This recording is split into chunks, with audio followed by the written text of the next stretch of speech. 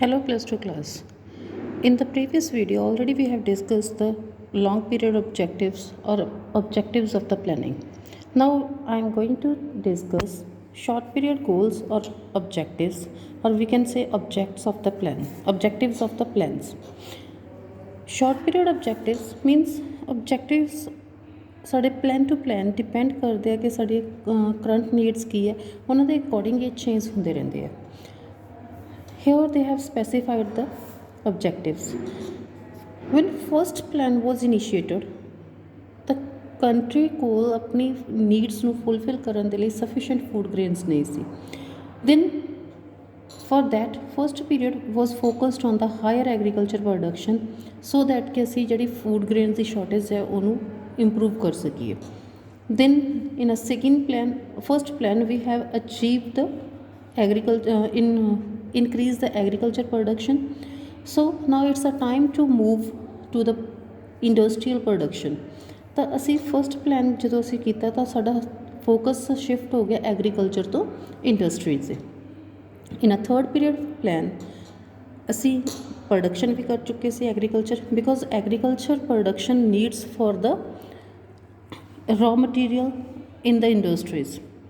ਸਾਡੇ ਕੋਲ raw material industries ਨੂੰ ਰॉ ਮਟੀਰੀਅਲ ਚਾਹੀਦਾ ਹੁੰਦਾ ਤਾਂ ਉਹਦੇ ਲਈ ਸਾਨੂੰ ਜ਼ਰੂਰਤ ਹੁੰਦੀ ਹੈ. And third plan was focused on the self sufficiency in food grains. ਸਾਨੂੰ ਥਰਡ ਪਲਾਨ ਦੇ ਵਿੱਚ third plan it was the period from first April to 1961 to 1966. ਤਾਂ ਇਸ ਟਾਈਮ ਦੇ ਉੱਤੇ ਸਾਡਾ ਮੇਨ ਫੋਕਸ ਸੀ ਕਿ ਅਸੀਂ ਆਪਣੀ ਸੈਲਫ ਸਫੀਸ਼ੀਐਂਸੀ ਹੈ ਜਿਹਨੂੰ ਉਹਨੂੰ ਅਚੀਵ ਕਰਨਾ ਹੈ. And in a fourth plan it was focused on the price stability and fuller utilisation of the man power. Fifth and sixth plan it was focused on the elevation of the poverty, and seventh plan was focused on the greater employment opportunities, means full employment ਅਸੀਂ ਕਹਿੰਦੇ ਹਾਂ. then eighth plan full employment, ਔਰ ਉਹਦੇ ਨਾਲ ਯੂਨੀਵਰਸਲਾਈਜੇਸ਼ਨ of education ਵੀ ਸਾਡੇ ਕੋਲ ਇਹਦੇ ਵਿੱਚ ਆਉਂਦਾ ਹੈ. then ninth plan was focused on the growth, price stability and environmental sustainability.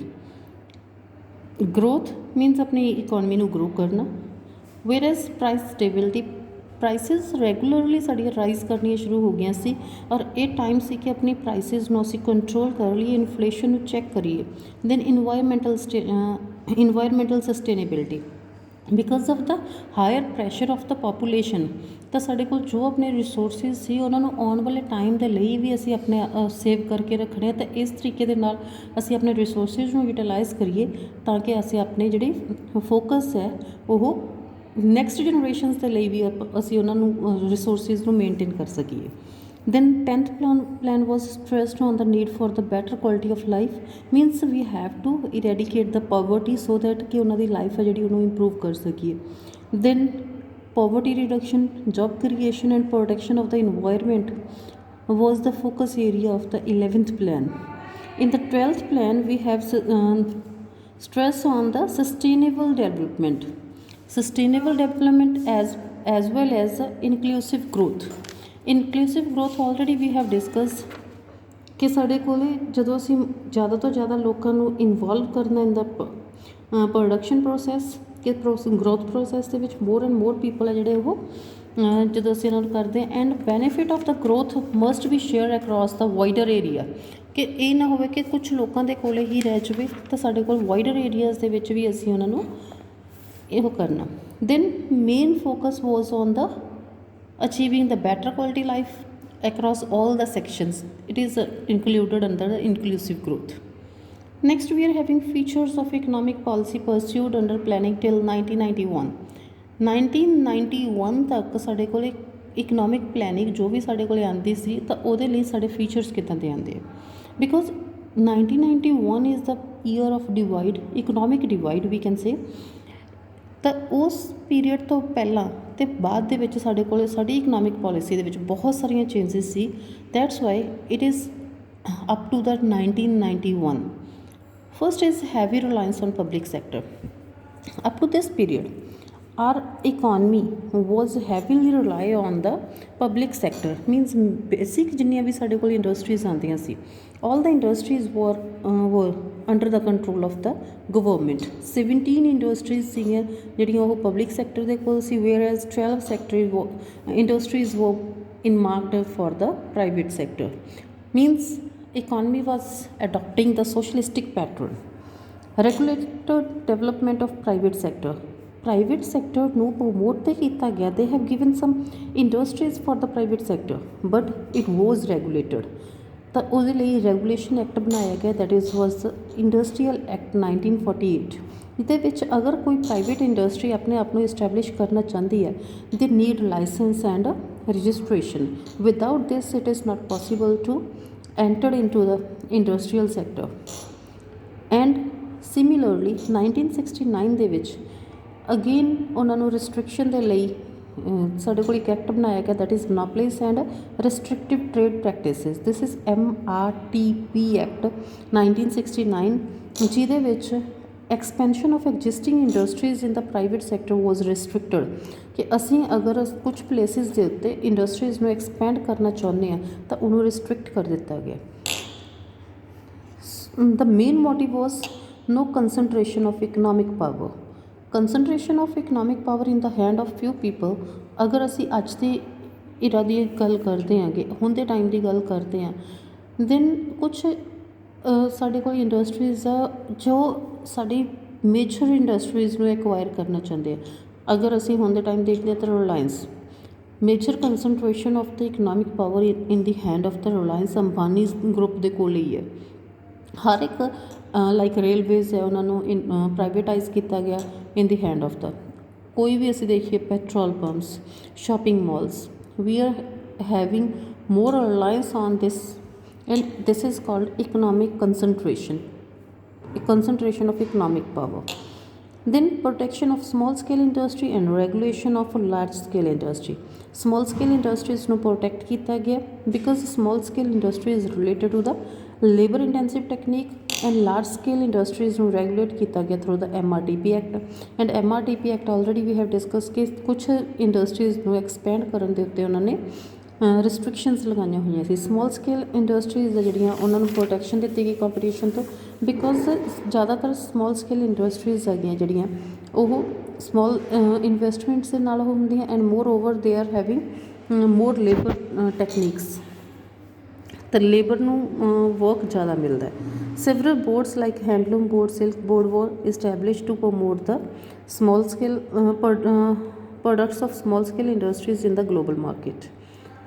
Then development of a heavy industry of strategic significance. Heavy industries ਨੂੰ ਡਿਵੈਲਪ ਕੀਤਾ ਗਿਆ. ਹੈਵੀ ਇੰਡਸਟਰੀਜ਼ ਦੇ ਵਿੱਚ ਅਸੀਂ ਕੰਸੀਡਰ ਕਰਦੇ ਹੈਗੇ electricity, engineering goods and iron and steel industry. ਇਹ basics ਹੈ ਜੋ ਸਾਡੀ ਇੰਡਸਟਰੀ ਨੂੰ ਡਿਵੈਲਪ ਕਰਨ ਦੇ ਲਈ ਸਾਨੂੰ ਚਾਹੀਦੇ ਹੈ. ਇਹਨਾਂ ਤੋਂ ਬਿਨਾਂ ਅਗਰ ਸਾਡੇ ਕੋਲ ਪਾਵਰ ਜਨਰੇਸ਼ਨ ਨਹੀਂ ਹੈ, ਇਲੈਕਟ੍ਰੀਸਿਟੀ ਨਹੀਂ ਹੈ, ਤਾਂ ਉਹਦੇ ਤੋਂ ਬਿਨਾਂ ਅਸੀਂ ਕੋਈ ਮਸ਼ੀਨ ਨਹੀਂ ਚਲਾ ਸਕਦੇ. ਇੰਜੀਨੀਅਰਿੰਗ ਗੁਡਸ ਨਹੀਂ ਹੈ, ਮਸ਼ੀਨਸ ਨਹੀਂ ਹੈ, ਤਾਂ ਅਸੀਂ ਵਰਕ ਨਹੀਂ ਕਰ ਸਕਦੇ. If you are not having iron and steel, ਤਾਂ ਅਸੀਂ ਕਿਸੇ ਵੀ ਚੀਜ਼ ਨੂੰ ਬਣਾ ਹੀ ਨਹੀਂ ਸਕਦੇ. Then these are having the strategic significance, ਔਰ ਇਹਨਾਂ ਨੂੰ ਡਿਵੈਲਪ ਕੀਤਾ ਗਿਆ on the priority basis so that we can develop the interest of our country. Universal intermediaries. Universal intermediaries, these were the universal intermediaries because without these intermediaries no work is possible. ਤਾਂ ਜਿੰਨੀਆਂ ਵੀ heavy industries ਸੀਗੀਆਂ, almost these industries were under the control of the government. No industry could run without the power, plant and machinery and iron and steel. Already we have discuss ਕਿ ਕਿਸੇ ਕੋਈ ਵੀ industry possible ਨਹੀਂ ਹੋ ਸਕਦਾ ਕਿ ਇਹਦੇ ਤੋਂ ਬਿਨਾਂ ਵਰਕ ਕਰੇ. Focus on saving and investment. More focus was on the savings so that ਕਿ ਅਸੀਂ ਸੇਵਿੰਗਸ ਨੂੰ ਪ੍ਰਮੋਟ ਕਰਕੇ higher rate of interest provide ਕਰ ਸਕੀਏ. Saving is a part of the household sector and promote investment so that ਕਿ ਅਸੀਂ maximum subsidies ਅਤੇ capital grants ਆ ਜਿਹੜੀਆਂ ਉਹ ਗਵਰਨਮੈਂਟ ਤੋਂ ਰਿਸੀਵ ਕਰ ਸਕੀਏ ਇਹਨਾਂ ਦੇ through. Because if we are getting subsidies or capital grant from the government, ਤਾਂ ਉਹਦੇ ਨਾਲ ਸਾਡੇ ਕੀ ਹੋਏਗਾ ਕਿ ਕਾਸਟ ਆਫ ਇਨਵੈਸਟਮੈਂਟ ਘੱਟ ਜਾਏਗੀ and it induces the investment, and more investment leads to higher growth and ਉਹਦੇ ਨਾਲ ਕੀ ਹੋਏਗਾ ਕਿ ਸਾਡੇ ਕੋਲ ਕੈਪੀਟਲ ਜ਼ਿਆਦਾ ਆਏਗੀ। ਕੈਪੀਟਲ ਜ਼ਿਆਦਾ ਆਉਣ ਦੇ ਨਾਲ ਇਟ ਪ੍ਰਮੋਟਸ GDP ਜਿਹਨੂੰ ਅਸੀਂ ਕਹਿੰਦੇ ਕਿ ਗ੍ਰੋਸ ਡੋਮੈਸਟਿਕ ਪ੍ਰੋਡਕਟ, ਜਿਹਦੇ ਨਾਲ ਅਸੀਂ ਆਪਣੀ ਇਨਕਮ ਨੂੰ ਕੈਲਕੂਲੇਟ ਕਰ ਸਕਦੇ ਹਾਂ। Next is a protection from foreign competition. ਸਾਡੀਆਂ ਇੰਡਸਟਰੀਜ਼ ਨੂੰ ਕੁਛ ਰਿਸਟ੍ਰਿਕਸ਼ਨਸ ਲਗਾ ਕੇ ਫੋਰਨ ਕੰਪੀਟੀਸ਼ਨ ਤੋਂ ਇਹਨਾਂ ਨੂੰ ਕੰਟਰੋਲ ਕੀਤਾ ਗਿਆ, ਪ੍ਰੋਟੈਕਟ ਕੀਤਾ ਗਿਆ। It was by the way of restrictions, quantitative restrictions on the imports through the taxes, heavy taxes and import quotas ਅਸੀਂ ਫਿਕਸ ਕਰ ਦਿੱਤੇ ਗਏ। ਫੋਕਸ ਔਨ import substitution ਦੇ ਉੱਤੇ ਫੋਕਸ ਕੀਤਾ ਗਿਆ। import substitution, instead of importing goods from the other countries, we have to produce the goods within the country, that is called import substitution। ਤਾਂ basic idea ਸੀਗਾ ਆਪਣੀ foreign exchange ਨੂੰ save ਕਰਨਾ so that we can become self sufficient. Restriction on foreign capital, foreign direct capital ਦੇ ਉੱਤੇ restrictions ਲਗਾ ਦਿੱਤੀਆਂ ਗਈਆਂ। And for this we were having foreign exchange regulation act, that is known as a FERA. FDI means direct control on the assets of the country. ਤਾਂ ਇੱਥੇ ਸਾਡੇ ਕੋਲ ਇਸ ਚੀਜ਼ ਨੂੰ ਕੰਟਰੋਲ ਕੀਤਾ ਗਿਆ। ਇੰਸਟੈਡ ਆਫ ਦਿਸ ਅਸੀਂ ਲੋਨਸ ਆ ਜਿਹੜੇ ਅਬਰੋਡ ਤੋਂ ਉਹਨਾਂ ਨੂੰ ਹਾਇਰ ਪ੍ਰਾਇਓਰਟੀ ਦਿੱਤੀ। Centralised planning, next is a centralised planning. Centralised planning means ਜੋ ਵੀ ਅਸੀਂ ਪਲੈਨਿੰਗ ਕੀਤੀ it was under the control of the central government ਔਰ state governments of the country. ਤਾਂ ਉਹਨਾਂ ਦੇ ਵਿੱਚ ਹੀ ਰਿਹਾ। ਤਾਂ 5 ਈਅਰ ਪਲੈਨਸ ਦਾ ਫੋਕਸ ਕੀ ਸੀ ਕਿ ਅਸੀਂ ਆਪਣੀ ਇਕੋਨਮੀ ਦੇ ਵਿੱਚ ਸੋਸ਼ਲਿਸਟਿਕ ਪੈਟਰਨ ਦੇ ਥਰੂ ਇਹਨੂੰ ਗਰੋ ਕਰੀਏ। Success achievements of planning, first is increase in national income. ਸਾਡੀ ਜਿਹੜੀ ਨੈਸ਼ਨਲ ਇਨਕਮ ਹੈ ਉਹ ਸ਼ੋ ਕਰਦੀ ਹੈ ਸਾਡੀ ਗਰੋਥ ਕੀ ਹੈ। And it shows the increasing growth. First 4 plans ਤੱਕ ਤਾਂ ਸਾਡੀ ਜਿਹੜੇ ਗਰੋਥ ਰੇਟ ਸੀ it was declining, but after that continuously it was rising. 1 year ਸਾਡੇ ਕੋਲ 9th ਪਲੈਨ ਦੇ ਵਿੱਚ ਡਿਕਲਾਈਨ ਆਇਆ ਸੀ। And then afterwards it was again rising. Now it's a 13th plan ਸਾਡਾ ਰਨ ਹੋ ਰਿਹਾ ਹੈ। And this is the growth rate of national income, or we can say growth rate of the GDP. Then during the period prior to planning ਤੋਂ ਪਹਿਲਾਂ India ਦਾ ਜਿਹੜਾ rate ਸੀਗਾ ਸਾਡੇ ਕੋਲੇ growth rate, it was merely 0.5%, 0.5% C. 0.5% we can say it's a stagnant economy। ਸਾਡੇ ਕੋਲ ਇਸੇ ਕਰਕੇ ਅਸੀਂ ਇਸ ਇਕੋਨਮੀ ਨੂੰ ਸਟੈਗਨੇਟ ਜਾਂ ਕੌਨਸਟੈਂਟ ਇਕੋਨਮੀ ਕਹਿੰਦੇ ਹਾਂ ਕਿਉਂਕਿ ਬਹੁਤ ਥੋੜ੍ਹਾ ਗਰੋਥ ਰੇਟ ਸੀ। ਐਂਡ ਫਸਟ 5 ਈਅਰ ਪਲੈਨ ਦੇ ਵਿੱਚ it was having the target 2.1 ਨੂੰ ਅਚੀਵ ਕਰਨ ਦਾ, but we have achieved up to the 4.6%। Second ਤੋਂ 10th ਪਲੈਨ ਦੇ ਵਿੱਚ ਅਸੀਂ ਹਰ ਸਾਲ ਆਪਣਾ ਜਿਹੜਾ ਨੈਸ਼ਨਲ ਟਾਰਗੇਟ ਹੈ 5% ਪਰ ਐਨਮ ਦੇ ਨਾਲ ਅਸੀਂ ਅਚੀਵ ਕੀਤਾ ਸੀ ਕਿ ਹਰ ਸਾਲ 5% ਐਕਸਟਰਾ ਅਸੀਂ ਉਹ ਕਰਨਾ। But this target was achieved only between the 5th and the 10th plan. 5th ਤੋਂ 10th ਪਲੈਨ ਦੇ ਵਿੱਚ ਅਸੀਂ 5% ਤੋਂ ਅਬਵ ਦਾ ਟਾਰਗੇਟ ਲੈ ਕੇ ਚੱਲੇ ਸੀਗੇ ਕਿ ਹਰ ਸਾਲ ਸਾਡੀ ਜਿਹੜੀ ਗਰੋਥ ਰੇਟ ਹੈ ਉਹ ਇਸ ਰੇਟ ਦੇ ਨਾਲ ਇਨਕਰੀਜ਼ ਹੋਣੀ ਚਾਹੀਦੀ ਹੈ। ਔਰ 10th ਪਲੈਨ ਤੱਕ ਅਸੀਂ ਇਸ ਨੂੰ ਅਚੀਵ ਕਰਦੇ ਗਏ। Increase in the national income during the 11th plan was 7.5, whereas the target was 9%। ਤਾਂ ਅਸੀਂ ਆਪਣੇ ਟਾਰਗੇਟ ਨੂੰ ਅਚੀਵ ਨਹੀਂ ਕਰ ਪਾਏ ਬਿਕੋਜ਼ ਟਾਰਗੇਟ ਤੋਂ 1.5% ਸਾਡੀ ਘੱਟ ਰਹਿ ਗਈ। During the last plan 12th plan ਦੇ ਵਿੱਚ ਅਸੀਂ 8% ਦਾ ਟਾਰਗੇਟ ਲਿਆ, whereas we have achieved up to the 6.7%। ਤਾਂ ਆਲਮੋਸਟ ਅਸੀਂ ਟਾਰਗੇਟਸ ਜਿਹੜੇ ਫੇਲ ਹੋ ਗਏ ਅਚੀਵ ਕਰਨ ਦੇ ਲਈ। ਤਾਂ ਸਾਡਾ ਜਿਹੜਾ ਡੈਡਲੌਕ ਮੀਨਸ ਸਟੈਗਨੇਸ਼ਨ ਹੈ ਜਿਹੜੀ ਉਹਨੂੰ ਤਾਂ ਅਸੀਂ ਖ਼ਤਮ ਕਰ ਦਿੱਤਾ, ਬਟ ਫਿਰ ਵੀ ਅਸੀਂ ਆਪਣੀ ਜਿਹੜੀ ਅਚੀਵਮੈਂਟ ਹੈ ਉਹ ਉਨੀ ਨਹੀਂ ਕਰ ਪਾਏ ਜਿੰਨਾ ਅਸੀਂ ਸੋਚ ਕੇ ਚੱਲੇ ਸੀ। Increase in the per capita income means per head income. ਤਾਂ ਸਾਡੇ ਕੋਲ ਜਿਹੜੀ ਪਰ ਹੈਡ ਇਨਕਮ ਹੈ ਓਵਰ ਦਾ ਟਾਈਮ ਇਨਕਰੀਜ਼ ਹੁੰਦੀ ਰਹੀ। If we are looking at the picture ਤਾਂ growth rate of per capita income was earlier 2.7% in the first plan, now it's 5.3% in the 12th plan। ਤਾਂ ਸਾਡੀ ਜਿਹੜੀ ਪਰ capita income total income upon total population ਤਾਂ ਪਰ head income ਆ ਜਾਂਦੀ ਹੈ ਉਹ ਉਹਦੇ ਇਨਕਰੀਜ਼ ਹੋਣ ਦਾ ਮਤਲਬ ਕੀ ਹੁੰਦਾ ਹੈ ਕਿ ਸਾਡੀ ਇਕੋਨਮੀ ਪ੍ਰੋਸਪੈਰਿਟੀ ਵੱਲ ਨੂੰ ਜਾ ਰਹੀ ਹੈ, ਗਰੋ ਹੋ ਰਹੀ ਹੈ। ਡਿਊਰਿੰਗ ਦ ਸੈਕਿੰਡ ਪਲੈਨਿੰਗ ਅਸੀਂ ਇਸ ਜਿਹੜੀ ਸੀ ਪੇਸ ਸੀਗੀ ਜਿਹੜੀ ਉਹ ਸਲੋ ਸੀ, ਬਹੁਤ ਅਸੀਂ ਹੌਲੀ ਹੌਲੀ ਇਹਨੂੰ ਅਚੀਵ ਕੀਤਾ, ਬਟ ਆਫਟਰ ਦੈਟ ਅਸੀਂ ਇਹਨੂੰ ਕਾਫੀ ਹਾਇਰ ਪੇਸ ਦੇ ਉੱਤੇ ਅਚੀਵ ਕਰਨਾ ਸ਼ੁਰੂ ਕਰ ਦਿੱਤਾ। ਐਂਡ ਗਰੋਥ ਰੇਟ ਵਾਜ਼ 6% ਪਰ ਐਨਮ ਇਨ ਦਾ 11th plan and 12th plan ਦੇ ਵਿੱਚ ਸਾਡੇ ਕੋਲ ਜਿਹੜਾ ਅਚੀਵਿੰਗ ਰੇਟ ਸੀਗਾ ਫॉर ਪਰ capita income it was 5.3%। Then rise in the saving and the investment. Earlier we were having very less saving, very less investment. Now we have increased the rate of the saving as well as investment. ਸਾਡੀ ਜਿਹੜੀ 33% ਹੋ ਗਈਆਂ ਹੁਣ, earlier it was 9.3%, now it's a 33.3%. Then institutional and technical change in agriculture. Agriculture ਦੇ ਵਿੱਚ ਕੁਛ institutions change ਕੀਤੀਆਂ ਗਈਆਂ, ਕੁਛ ਟੈਕਨੀਕਸ ਨੂੰ ਚੇਂਜ ਕੀਤਾ ਗਿਆ। If we are moving toward the institutional it we can consider it under the land reforms. ਤਾਂ ਲੈਂਡ ਰਿਫੋਰਮਸ ਦੇ ਵਿੱਚ abolition of intermediaries between the state and the tiller of the soil, ਉੱਥੇ ਅਸੀਂ ਇੰਟਰਮੀਡੀਏਟਰੀਜ਼ like landlord ਸੀ ਪਹਿਲਾਂ, ਅਤੇ state means government, landlord ਸੀਗੇ ਅਤੇ ਟਿਲਰਸ ਦੇ ਗਵਰਨਮੈਂਟ ਅਤੇ ਟਿਲਰਸ ਦੇ ਵਿਚਾਲੇ ਲੈਂਡਲੋਰਡ ਆਉਂਦੇ ਸੀਗੇ ਜਿਹੜੇ tillers actual cultivators of the soil, ਉਹਨਾਂ ਤੋਂ ਰੈਵਨਿਊ ਕਲੈਕਟ ਕਰਦੇ ਸੀ and they are paying to the government. ਤਾਂ ਉਹ ਇੰਟਰਮੀਡੀਏਟਰੀਜ਼ ਨੂੰ ਖਤਮ ਕਰ ਦਿੱਤਾ ਗਿਆ। Modernisation and regulation of the rent, earlier rent was very less, ਤਾਂ ਉਹਨੂੰ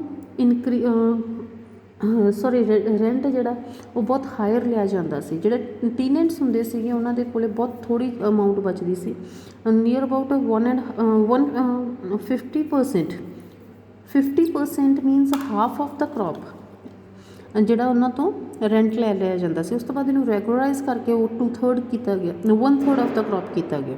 ceiling on the land holdings and redistribution of the land holdings ਨੂੰ ਮੈਕਸਿਮਮ ਲਿਮਿਟ ਨੂੰ ਸੀਲ ਕੀਤਾ ਗਿਆ, ਔਰ ਜੋ ਐਕਸਟਰਾ ਸਰਪਲਸ ਲੈਂਡ ਸੀ it was distributed to the actual tenants of the soil and optimise holding size through the consolidation of land holdings. ਸਾਡੇ ਕੋਲ ਫਰੈਗਮੈਂਟਡ land holdings ਹੁੰਦੀਆਂ, ਫਰੈਗਮੈਂਟਡ ਮੀਨਸ ਡਿਫਰੈਂਟ ਵਿਖਰੀਆਂ ਹੋਈਆਂ ਲੈਂਡ ਹੋਲਡਿੰਗਸ ਹੁੰਦੀਆਂ ਹੈਗੀਆਂ ਕਿ ਕੁਛ ਜ਼ਮੀਨ ਹੈ ਸਾਡੇ ਕੋਲ ਇਸ ਪਾਰਟ ਦੇ ਵਿੱਚ ਪਈ ਹੈ, ਕੁਛ ਇਸ ਪਾਰਟ ਦੇ ਵਿੱਚ, ਕੁਛ ਇਸ ਪਾਰਟ ਦੇ ਵਿੱਚ। When we are combining all 3 parts that is called consolidation.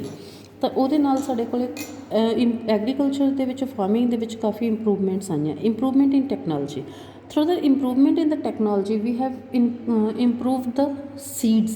Now we are using HYV seeds. ਸਾਡੇ ਕੋਲ ਇਰੀਗੇਸ਼ਨ ਫੈਸਿਲਿਟੀਜ਼ ਆ ਜਿਹੜੀਆਂ ਉਹਨਾਂ ਨੂੰ ਇੰਪਰੂਵ ਕਰ ਦਿੱਤਾ ਗਿਆ। ਕੈਮੀਕਲ ਫਰਟੀਲਾਈਜ਼ਰਸ, ਪੈਸਟੀਸਾਈਡਸ, ਤਾਂ it is improvement in the technology. growth and diversification. Growth means we have to grow the industries.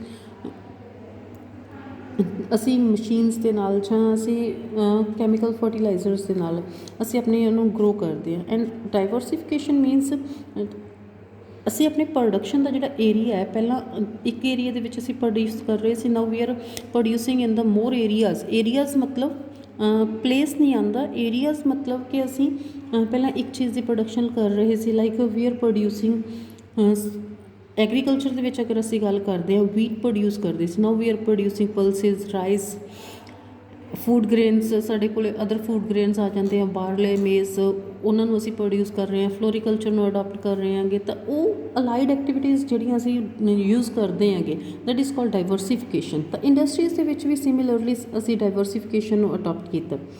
First 5 year ਜਿਹੜੇ ਪਲਾਨ ਸੀਗੇ ਸਾਡੇ ਕੋਲ, ਉਹਦੇ ਵਿੱਚ ਅਸੀਂ ਬਿਗ ਪੁਸ਼ ਦਿੱਤਾ ਇੰਡਸਟਰੀਅਲ ਡਿਵੈਲਪਮੈਂਟ ਨੂੰ, ਬਿਕੋਜ਼ ਜ਼ਿਆਦਾ ਜਿਹੜੀਆਂ ਮੇਜਰ ਇੰਡਸਟਰੀਜ਼ ਸੀਗੀਆਂ it was under the control of the government. ਕੁਛ ਪੁਆਇੰਟਸ ਇਹਨਾਂ ਨੇ ਦਿੱਤੇ ਹੋਏ ਆ ਕਿ ਫਸਟ ਸਾਡੇ ਕੋਲ ਜਦੋਂ ਅਸੀਂ ਗਰੋਥ ਰੇਟ ਸੀਗਾ it was 7%, then 11th plan ਤੱਕ ਜਾ ਕੇ ਇਹ 7.2, it increased to 5.8% in 2016-17। Then ਉਸ ਤੋਂ ਬਾਅਦ ਕੰਜ਼ਿਊਮਰ ਗੁੱਡਸ ਆ ਜਿਹੜੀਆਂ, consumer goods and producer goods, ਸਾਡੇ ਕੋਲ 2 ਗੁੱਡਸ ਹੁੰਦੇ। ਕੰਜ਼ਿਊਮਰ ਗੁੱਡਸ ਜਿਹੜੀਆਂ ਕੰਜ਼ੰਪਸ਼ਨ ਪਰਪਜ਼ ਦੇ ਲਈ ਹੁੰਦੀਆਂ ਨੇ, ਪ੍ਰੋਡਿਊਸਰ ਗੁੱਡਸ ਵਿਚ helps in the production of the goods and services in for the next coming years, like plant and machinery ਹੋ ਗਈ। ਤਾਂ ਕੰਜ਼ਿਊਮਰ ਗੁੱਡਸ ਜਿਹੜੀ ਹੈ ਉਹ ਆਲਰੇਡੀ ਸੈਲਫ ਸਫੀਸ਼ੀਐਂਸੀ ਦੇ ਲੈਵਲ ਨੂੰ ਅਸੀਂ ਅਚੀਵ ਕਰ ਚੁੱਕੇ ਸੀ। ਐਂਡ ਇੰਡੀਅਨ ਇਕੋਨਮੀ ਜਿਹੜੀ ਹੈ 10th rank largest industrial economy in the world ਦੇ ਵਿੱਚ ਸਾਡਾ 10th ਰੈਂਕ ਅਸੀਂ ਅਚੀਵ ਕਰ ਗਏ ਸੀ। ਇਕਨੋਮਿਕ ਇਨਫਰਾਸਟਰਕਚਰ, ਸਾਡੇ ਕੋਲ 2 ਤਰੀਕੇ ਦਾ ਇਨਫਰਾਸਟਰਕਚਰ ਹੁੰਦਾ, economic and social. Economic infrastructure ਦੇ ਵਿੱਚ ਅਸੀਂ कंसीडर करते means of transport and communication, irrigation facilities, power generation, banking, insurance, these are key elements of the economic infrastructure. और इकनॉमिक इंफ्रास्ट्रक्चर ਦੇ ਵਿੱਚ ਅਸੀਂ ਰੇਲਵੇਜ਼ ਆ ਉਹਨਾਂ ਨੂੰ ਕਾਫੀ ਇੰਪਰੂਵ ਕੀਤਾ। IT ਸੈਕਟਰ ਦੇ ਵਿੱਚ ਰੈਵੋਲੂਸ਼ਨਰੀ ਚੇਂਜਿਸ ਆਈਆਂ। ਦੈਨ ਸੋਸ਼ਲ ਇੰਫਰਾਸਟਰਕਚਰ ਦੇ ਵਿੱਚ we are including health and education facilities, so that ਕਿ ਅਸੀਂ ਆਪਣੇ ਜਿਹੜੇ ਸੋਸਾਇਟੀ ਦੇ ਪੈਰਾਮੀਟਰਸ ਹੈ ਜਾਂ ਅਸੀਂ ਕਹਿ ਦਈਏ ਕਿ ਸਾਡੇ ਜਿਹੜੇ ਕੁਆਲਿਟੀ ਲਾਈਫ ਹੈ ਉਹਨੂੰ ਅਸੀਂ ਇੰਪਰੂਵ ਕਰ ਸਕੀਏ ਥਰੂ ਦੀਜ਼ ਮੈਜ਼ਰਸ। ਤਾਂ ਅਸੀਂ ਇਹਨੂੰ ਕਾਫੀ ਚੇਂਜ ਕੀਤਾ। Under this first we are having death rate. Earlier death rate was 6.4 per thousand, 27 per thousand। 1951 ਦੇ ਵਿੱਚ ਸਾਡਾ 27 per thousand C. now it's reduced to 6.4 per thousand in 2016। average life expectancy earlier it was 32 years in 1951, now it's 68.3 years in 2015। in our new books they have given 69.4 years। then employment opportunities ਹੈ ਜਿਹੜੀਆਂ ਸਾਡੀਆਂ ਉਹਨਾਂ ਨੂੰ ਵੀ ਅਸੀਂ increase ਕੀਤਾ। Government ਨੇ different planning period ਦੇ ਵਿੱਚ ਡਿਫਰੈਂਟ ਪਲਾਨਸ ਬਣਾਏ। ਲਾਈਕ ਅਸੀਂ MG ਨਰੇਗਾ ਦੀ ਅਸੀਂ ਗੱਲ ਕਰਦੇ ਹੈਗੇ। ਦੈਨ ਸਾਡੇ ਕੋਲ ਅਲੱਗ ਯੋਜਨਾਵਾਂ ਆ ਜਾਂਦੀਆਂ ਜਿਨ੍ਹਾਂ ਦੇ ਵਿੱਚ ਇਹਨੂੰ ਇੰਪਰੂਵ ਕਰਨ ਦੀ ਅਸੀਂ ਕੋਸ਼ਿਸ਼ ਕੀਤੀ। ਦੈਨ ਫॉर ਇੰਟਰਨੈਸ਼ਨਲ ਟ੍ਰੇਡ ਅਸੀਂ ਵੋਲਿਊਮ ਐਂਡ ਵੈਲਿਊ ਦੋਨੋਂ ਚੀਜ਼ਾਂ ਨੂੰ ਅਸੀਂ ਚੇਂਜ ਕੀਤਾ। अर्लीयर वॉल्यूम ਜਿਹੜਾ ਸੀ ਬਹੁਤ ਥੋੜ੍ਹਾ ਸੀ, ਇੰਪੋਰਟ ਐਕਸਪੋਰਟ ਅਸੀਂ ਬਹੁਤ ਥੋੜ੍ਹਾ ਕਰਦੇ ਸੀ। ਆਫਟਰਵਰਡ ਅਸੀਂ ਇੰਪੋਰਟ ਐਕਸਪੋਰਟ ਜਿਹੜਾ ਉਹਨੂੰ ਇੰਪਰੂਵ ਕੀਤਾ। ਬਟ ਟਿਲ 1991 ਦੀ ਅਗਰ ਅਸੀਂ ਗੱਲ ਕਰਦੇ ਹੈਗੇ ਤਾਂ ਜਿਹੜਾ ਸਾਡਾ ਵੋਲਿਊਮ ਸੀ ਉਹ ਬਹੁਤ ਜ਼ਿਆਦਾ ਨਹੀਂ ਸੀ। ਬਟ ਆਫਟਰ 1991 ਅਸੀਂ ਨਿਊ ਇਕਨੋਮਿਕ ਪਾਲਿਸੀ ਨੂੰ ਅਡਾਪਟ ਕੀਤਾ ਐਂਡ ਵਿਦ ਦੈਟ ਅਸੀਂ ਉਹਦੇ ਵਿੱਚ ਸਬਸਟੈਂਸ਼ੀਅਲ ਚੇਂਜਿਸ ਕੀਤੀਆਂ ਆਪਣੇ ਇੰਟਰਨੈਸ਼ਨਲ ਟ੍ਰੇਡ ਦੇ ਵਿੱਚ। Next we are having failures of planning in India. India ਦੇ ਵਿੱਚ ਪਲੈਨਿੰਗ ਫੇਲ ਕਿਉਂ ਹੋ ਗਈ? ਕੀ ਰੀਜ਼ਨ ਸੀ ਜਿਹਦੇ ਕਰਕੇ ਪਲੈਨਿੰਗ ਹੈ ਜਿਹੜੀ ਉਹ ਪ੍ਰੋਪਰਲੀ ਵਰਕ ਨਹੀਂ ਕਰ ਪਾਈ, ਉਹ ਫੇਲ ਹੋ ਗਈ? First is abject poverty. Abject poverty means ਸਾਡੇ ਜਿਹੜੇ ਇੱਥੇ ਪਾਵਰਟੀ ਬਹੁਤ ਜ਼ਿਆਦਾ ਸੀ। ਆਲਮੋਸਟ ਹਰ ਪਲੈਨਿੰਗ ਦੇ ਵਿੱਚ, ਹਰ 5 ਈਅਰ ਪਲੈਨਸ ਦੇ ਵਿੱਚ ਅਸੀਂ ਪਾਵਰਟੀ ਨੂੰ ਰਿਡਿਊਸ ਕਰਨ ਦੇ ਲਈ, ਇਰੈਡੀਕੇਟ ਕਰਨ ਦੇ ਲਈ ਕਾਫੀ ਐਫਰਟਸ ਕੀਤੀਆਂ। ਬਟ ਫਿਰ ਵੀ ਸਾਡੇ ਕੋਲ ਜਿਹੜੀ ਪਾਵਰਟੀ ਆ ਇਟਸ ਸਟਿਲ ਐਟ ਦ 21.9% ਜਿਹੜੀ ਪਾਪੂਲੇਸ਼ਨ ਹੈ that is below the poverty line. ਅਸੀਂ BPL ਤੋਂ ਨੀਚੇ ਦੀ ਗੱਲ ਕਰਦੇ ਹਾਂ। ਅਰਲੀਅਰ ਇਟ ਵਾਜ਼ 50% ਜਿਹੜੇ ਸਾਡੇ ਕੋਲ poor C. Now high rate of inflation. ਇੱਥੇ ਇਨਫਲੇਸ਼ਨ ਰੇਟ ਹੈ ਜਿਹੜਾ, inflation means rise in the prices, ਉਹ ਬਹੁਤ ਜ਼ਿਆਦਾ ਹੈ। ਐਂਡ ਬਿਕੋਜ਼ ਆਫ ਦਿਸ ਜਿਹੜੀ ਰੀਅਲ ਇਨਕਮ ਹੁੰਦੀ ਹੈ ਲੋਕਾਂ ਦੀ ਉਹ ਘਟਣੀ ਸ਼ੁਰੂ ਹੋ ਗਈ। Real income like if we are having 100 rupees in a hand, ਅਗਰ ਤੇ ਪ੍ਰਾਈਸਿਸ ਘੱਟ ਹੈ, if anything we are buying at the 20 rupees per kg ਤਾਂ ਅਸੀਂ 5 kg ਬਾਏ ਕਰ ਸਕਦੇ ਹਾਂ। ਠੀਕ ਹੈ, ਪਰ kg ਅਸੀਂ 20 ਰੁਪੀਜ਼ ਦੇ ਵਿੱਚ ਬਾਏ ਕਰਦੇ ਹੈਗੇ। If there is a increase in the prices now we are getting it 50 per kg, ਇੱਕ 50 ਰੁਪੀਜ਼ ਪਰ kg ਲੈ ਰਹੇ ਹਾਂ। Now with 100 rupees only we are getting only 2 kg। ਸਾਡੇ ਕੋਲ ਅਸੀਂ ਸਿਰਫ 2 kg ਅਮਾਊਂਟ ਹੀ ਲੈ ਸਕਦੇ ਹਾਂ। It means it reduces the real income of the people. ਉਹਦੇ ਨਾਲ ਜਿਹੜੀ real income means purchasing power ਹੈ ਜਿਹੜੀ ਸਾਡੀ ਉਹ ਘੱਟ ਗਈ। ਫਸਟ 5 ਈਅਰ ਪਲਾਨ ਸੀ ਜਿਹਦੇ ਵਿੱਚ ਅਸੀਂ ਇਨਫਲੇਸ਼ਨ ਨੂੰ ਰਿਡਿਊਸ ਕੀਤਾ। Otherwise after that second plan onwards ਸਾਡੀ ਜਿਹੜੀ ਇਨਫਲੇਸ਼ਨ ਹੈ ਕੰਟੀਨਿਊਸਲੀ ਰਾਈਜ਼ ਕਰ ਦੇਗੀ। These for the failures of the planning. Then unemployment crisis. Because of the rising population ਸਾਡੇ ਜਿਹੜੇ ਅਨਇੰਪਲੋਇਮੈਂਟ ਕ੍ਰਾਈਸਿਸ ਸੀਗੇ ਉਹ ਬਹੁਤ ਰਾਈਜ਼ ਕਰ ਦੇਗੇ।